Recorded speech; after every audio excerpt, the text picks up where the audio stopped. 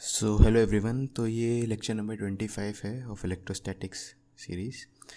तो पिछले लेक्चर में हम लोगों ने potential due to a collection of point charges निकाला था, और उससे पहले पॉइंट चार्ज के कारण पोटेंशियल आर डिस्टेंस दूर के क्यू बाय आर होता है। ठीक है, क्यू पॉइंट चार्ज के कारण आर डिस्टेंस दूर के क्यू बाय आर होता है।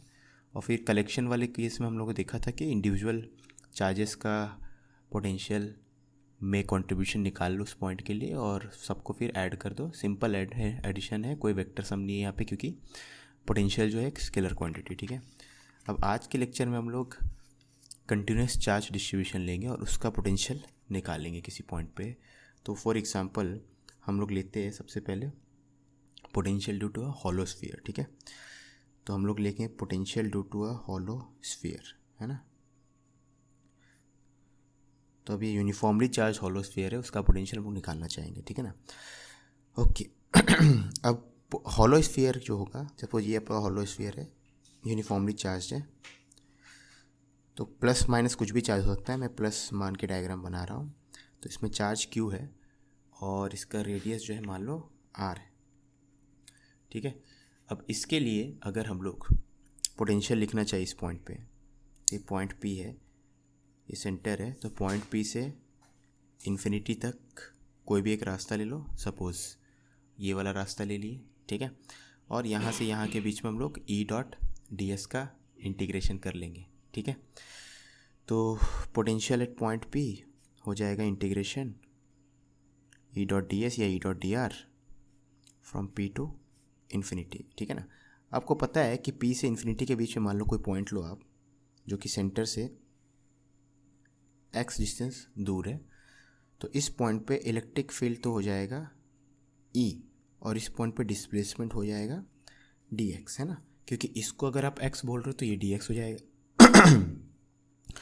तो आप अगर ई इलेक्ट्रिक फील्ड वेक्टर और डिस्प्लेसमेंट वेक्टर देखो, दोनों सेम डायरेक्शन में, तो ई इंटू डी एक्स आ गया। ठीक है, इंटू कॉस ज़ीरो, इसका इंटीग्रेशन करना है फ्रॉम पी टू इन्फिनिटी। अब क्योंकि यहाँ x था, तो p पॉइंट के लिए x की वैल्यू x है, सॉरी p पॉइंट के लिए x की वैल्यू मान लेते हैं ये है स्मॉल r डिस्टेंस दूर। ठीक है, तो p पॉइंट के लिए x की वैल्यू r है और इन्फिनिटी के लिए x की वैल्यू इन्फिनिटी है ना। अब e का एक्सप्रेशन खुद डिस्टेंस फ्रॉम सेंटर पे डिपेंड करता है ना। तो सेंटर से अगर ये पॉइंट, जिस पॉइंट पे मैं इलेक्ट्रिक फील्ड e लिख रहा हूँ, उसका डिस्टेंस अगर x है, तो e की वैल्यू के total charge by x square तो होता है, क्योंकि ये हम लोग डिराइव कर चुके हैं कि electric field due to hollow sphere के क्यूब एक्स स्क्वायर होता है, इंटू डी एक्स आर से इन्फिनिटी तक। ठीक है, तो ये हो जाएगा के क्यू बाय आर। तो ये सरप्राइजिंग नहीं लगना चाहिए कि पोटेंशियल का एक्सप्रेशन वैसा ही आया जैसा पॉइंट चार्ज के लिए आया था। अगर आपको याद हो तो पॉइंट चार्ज के लिए भी यही आया था, है ना। पॉइंट चार्ज अगर क्यू ले रहे थे, उससे आर डिस्टेंस दूर, ठीक है, तो के क्यू बाय आर ही आता था। यहाँ भी के क्यू बाय आर ही आया है। कारण सिंपल है, potential at point P depend करता है इलेक्ट्रिक फील्ड का integration from that point two infinity, और आउटसाइड वाले हर पॉइंट के लिए जो हॉलो स्फीयर होता है जिस पे चार्ज यूनिफॉर्मली डिस्ट्रीब्यूटेड है, that acts like a point charge at its centre. तो इलेक्ट्रिक फील्ड का एक्सप्रेशन सेम होता है, तो पोटेंशियल का एक्सप्रेशन भी सेम आएगा। ठीक है, तो ये तो हो गया आउटसाइड वाले पॉइंट्स के लिए। मतलब यही लॉजिक आप फिर सॉलिड स्फीयर पर भी लगा सकते हो, जब नेक्स्ट लेक्चर में देखेंगे।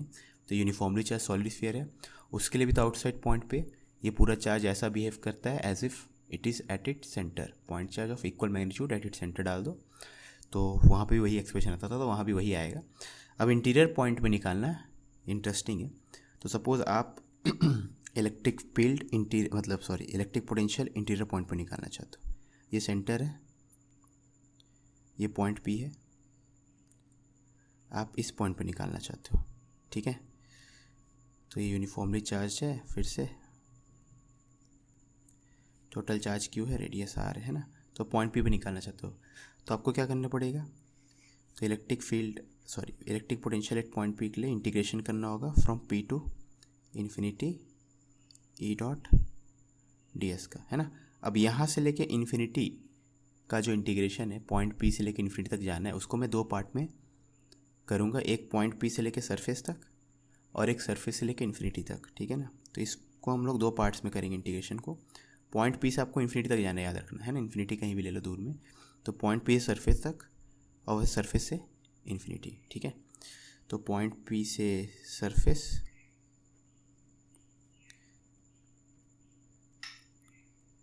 और फिर सरफेस से इन्फिनिटी, ठीक है।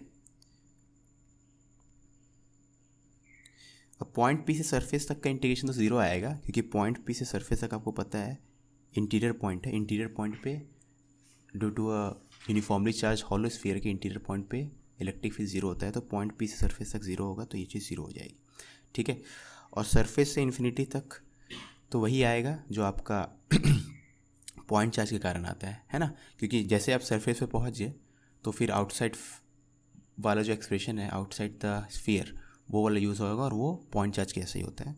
तो ये वाली चीज़ तो ज़ीरो हो जाएगी, ये वाली चीज़ विल बी ज़ीरो, क्योंकि इलेक्ट्रिक फील्ड इनसाइड में ज़ीरो होता है, और आउटसाइड के लिए यहाँ से लेके इन्फिनिटी तक तो जस्ट लाइक आपने के क्यू बाय स्मॉल आर लिखा था, जहाँ पे स्मॉल आर डिस्टेंस था, आप स्मॉल आर के बदले आप आर लिख दोगे, ठीक है, क्योंकि ये पॉइंट के लिए एक्स की वैल्यू आर हो जाएगी कैपिटल आर, और इन्फिनिटी पे तो इन्फिनिटी आएगी। बेसिकली यही एक्सप्रेशन आपको लिखना है फिर से। स्मॉल आर टू इन्फिनिटी ऐसा था ना, स्मॉल आर ये वाला पॉइंट था, स्मॉल आर से इन्फिनिटी तक एक्सप्रेशन था के क्यू बाय आर, तो कैपिटल आर से इन्फिनिटी तक एक्सप्रेशन आएगा के क्यू बाय कैपिटल आर, ठीक है। तो यहाँ पे भी हम लोग देख सकते हैं कि इंटीरियर किसी पॉइंट पे आपने पोटेंशियल निकाला तो कांस्टेंट आ रहा है के क्यू बाय आर, और कारण सिंपल है। तो इस चीज़ को हम लोग समझते हैं कि कांस्टेंट क्यों आ रहा है। दो तरीके से समझ सकते हैं। पहला तरीका तो ये कि इलेक्ट्रिक फील्ड जो होता है इंटीरियर पॉइंट पे ज़ीरो होता है। रुको इसको एक बार सेट कर लेते हैं। हाँ, तो जो इलेक्ट्रिक फील्ड होता है तो इसको थोड़ा बड़ा बनाते हैं हम लोग,